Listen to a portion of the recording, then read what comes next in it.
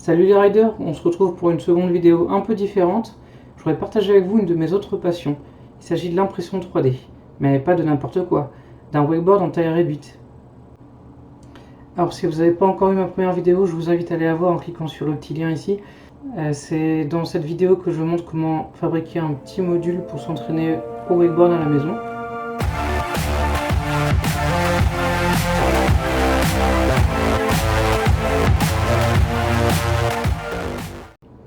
En effet, étant débutant au wakeboard, je me pose beaucoup de questions sur les positions et mouvements adoptés pour réaliser certaines figures. Ce petit wakeboard permet à mes amis de me montrer comment faire. Pour réaliser ce petit wakeboard, j'ai découpé en plusieurs étapes. Tout d'abord, la modélisation avec le logiciel Fusion 360. Ensuite, la personnalisation avec un logo, un texte, le choix dans les couleurs. L'étape d'après va être la préparation à l'impression avec un petit logiciel permettant de découper en couches. Enfin, nous allons imprimer la pièce grâce à l'imprimante 3D qui se trouve derrière moi. Et pour finir, la dernière étape, nous allons utiliser le thermoformage avec un décapeur thermique.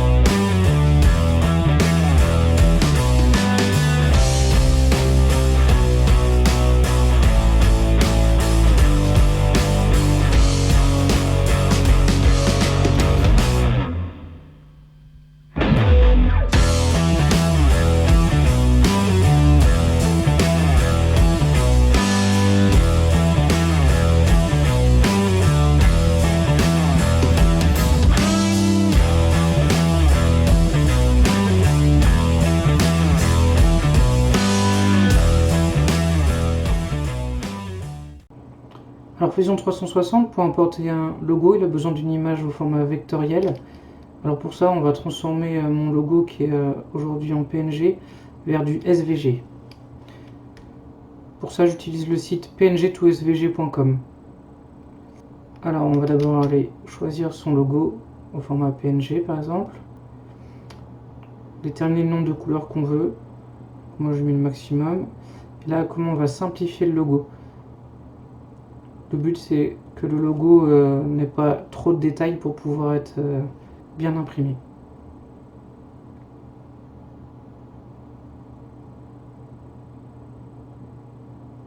Après on a besoin que d'une couleur, donc là je vais convertir toutes les couleurs vers le noir.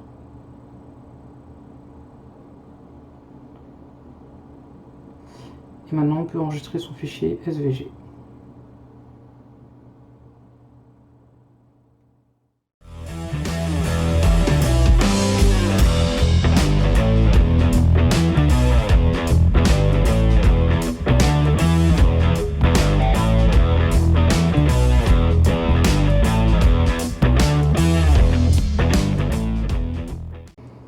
Alors pour pouvoir préparer l'impression, il va falloir obtenir un fichier au format STL. Pour ça, on va fusionner tous les corps, exporter au format STL. Ensuite, on va dans son logiciel de découpe. Pour ma part, j'utilise Simplify 3D, mais aussi Cura qui est très connu. On importe le fichier STL.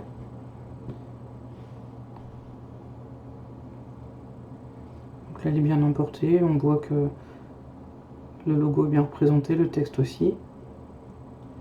Donc maintenant, on va préparer les paramètres. Donc là, je vais faire un remplissage à 100%. Il n'y a pas besoin de support parce qu'on part sur la base plate.